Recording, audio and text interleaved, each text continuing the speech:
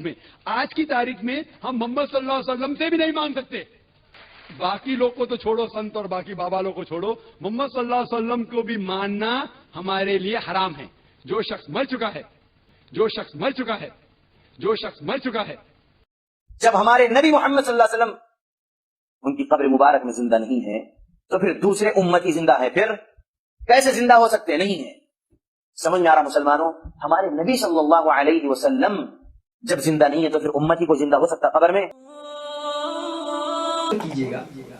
مزید اس پر ہم توجہ کریں, رحمت للعالمین ہونے کے لیے مزید ایک بات کی ضرورت ہے, وہ یہ ہے کہ جو جس پر مہربانی کرے, جو جس پر مہربان ہو, اس کے لیے یہ بھی ضروری ہے کہ جس پر وہ مہربانی کر رہا ہے, جس پر وہ مہربانی کر رہا ہے, یعنی عالمین پر حضور مہربان ہے, جس پر وہ مہربانی کر رہا ہے, جب تک وہ زندہ ہے مہربان کا زندہ ہونا بھی ضروری ہے, مہربانی کرنے والے کا زندہ رہنا بھی ضروری ہے. یعنی جس پر وہ مہربانی کر رہا ہے, جس پر وہ مہربان ہے, جس کی وہ مدد کرتا ہے, جب تک وہ زندہ ہے مہربانی کرنے والے کا زندہ ہونا بھی ضروری ہے. کیونکہ اگر وہ جس پر مہربان ہو وہ زندہ ہو اور مہربانی کرنے والا اس دنیا سے چلا جائے تو وہ مہربانی کیسے کرے گا؟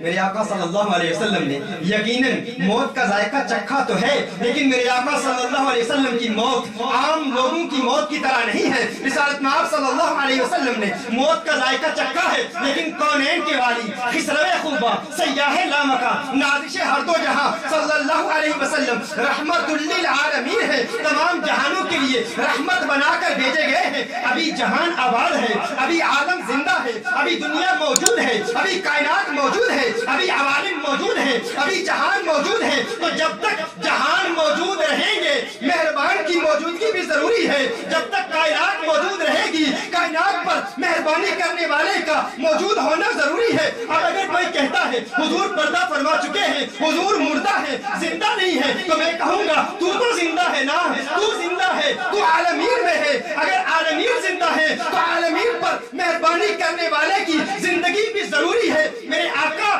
زندہ ہے. ہاں, اگر کسی کا دل مردہ ہو چکا ہے تو اسے آقا اگر نظر نہیں آتے تو یہ نہیں کہہ سکتا کہ آقا موجود نہیں ہے. اگر جہان موجود ہے تو آقا کی رحمت موجود ہے. رحمت صفت ہے, میرے آقا موصوف ہے, اور صفت بغیر موصوف کے معرض وجود میں نہیں آ سکتی. میرے آقا صفت ہے, میرے آقا کی صفت رحمت ہے, آقا موصوف ہے. اگر جہان موجود ہے تو رحمت کا ہونا ضروری ہے, اور اگر رحمت موجود ہے تو موصوف رحیم کا ہونا بھی ضروری ہے. لیکن اگر پھر بھی کسی کو نظر نہیں آتے تو میں کہتا ہوں تو دل کی نگاہ سے میرے آقا کو دیکھنے کی کوشش کر. تیرا دل شاید مردہ ہو چکا ہے, دل کو دیکھتا رہے, تو دل کو دیکھتا رہے, اور دل کی نگاہ کو کھول, اور علامہ سیدھو دل کو دیکھتا رہے, اور پچھلی رات ہونے دے. جلوس حسن تیری جلوہ گاہ دل سے نکلے گا. میں اپنے دل کو یوں پیش نظر سیماب رکھتا ہوں کہ میرا چاند جب نکلا اسی منزل سے نکلے گا. مدینے کا چاند جب نکلا اسی منزل سے نکلے گا. اگر تجھے نظر نہیں آتے تو تیرے دل کی نگاہ بد ہو چکی ہے. ایک مرتبہ دل کی آنکھ کھول,